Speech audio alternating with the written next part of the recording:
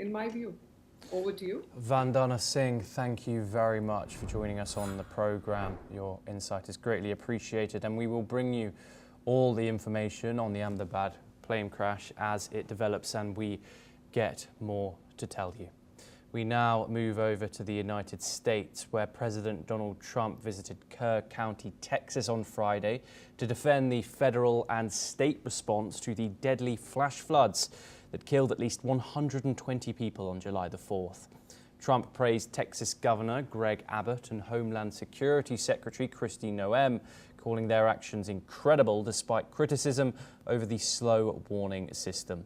The flooding struck with little notice, rapidly swelling the Guadalupe River from 1 feet to 34 feet.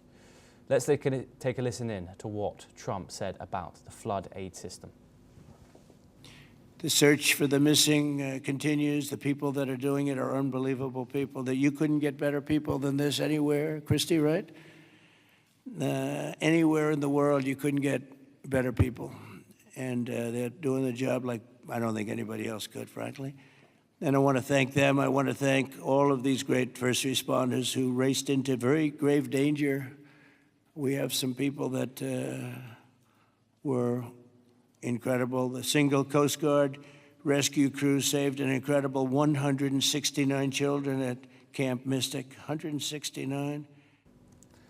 Locals, however, expressed frustration with Kerr County's decision not to install an early warning system due to a lack of state funding. Some residents criticised both local and state governments for insufficient investment in disaster prevention. As search teams continue to look for missing people, over 160 remain unaccounted for. Texas lawmakers plan to investigate the disaster and provide relief funding. Though Trump faced questions about his cuts to emergency response programs like FEMA, some local residents defended the overall response, pointing to the region's history of flooding. Here's what Trump said with regards to FEMA. FEMA has deployed multiple emergency response units, and FEMA has been really headed by some very good people. We have some good people running FEMA. It's about time. We're also taking historic action to ensure that such a nightmare never happens again. And we're going to look and see how can a thing like this, they could say it's 100-year. Somebody said it's a 500-year event. It doesn't. We're not going to let a thing like this happen again where it can wreak this kind of devastation. We're now joined by Jim Rice, who's a professor of international law. He's joins us live from Vigan in the Philippines. Jim, thank you very much for joining us. This tragedy still unfurls with obviously 120 people dead now. The US president has visited the site. How do you analyse the US's response to this tragedy? Over 47 children have been confirmed dead, at least, and with many still missing. Trump has praised the response to this flood. How do you analyse this entire situation that's ongoing in Texas right now?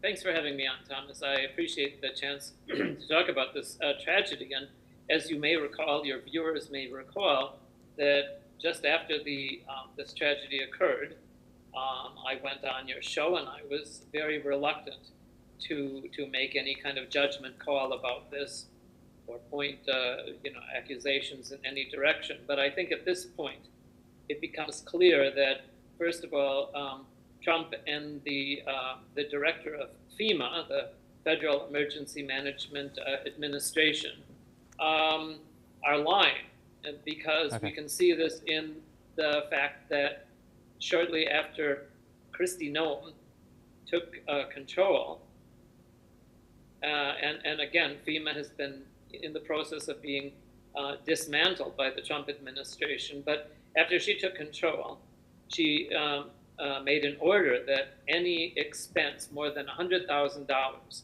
would require her personal signature. And after this tragedy, which demanded immediate emergency action, obviously it had to go to her desk. And it took 3 days for her approval to be granted. And I really think that during that time, lives were lost. But I think that this involves a growing scandal around Kristi Noem. And I'd like to talk about that later. Jim, obviously this was a rapidly developing situation with the water on July the 4th rising from 1 feet to over 25 feet in the space of 45 minutes. This is obviously unprecedented and obviously an ongoing situation in regards to national disasters in the United States.